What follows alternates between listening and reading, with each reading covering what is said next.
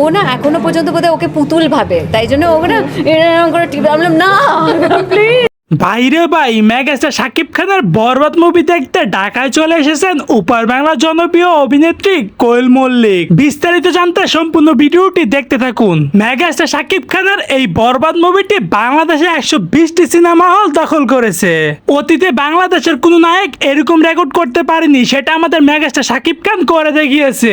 Megastar Shakib খানের এই বরবাদ মুভিটি শুধু বাংলাদেশে সীমাবদ্ধ নয়, বাংলাদেশ ছাড়াও ইন্ডিয়া থেকে শুরু করে প্রত্যেকটা কান্ট্রির অপেক্ষায় রয়েছে কখন ওয়ার্ল্ড ওয়াইড রিলিজ করবে আর সকল দর্শকরা উপভোগ করতে পারবে। কোয়েল মল্লিক তো নিজেকে কন্ট্রোল করতে না পেরে ঢাকায় চলে এসে পড়েছে বরবাদ মুভিটি দেখার জন্য।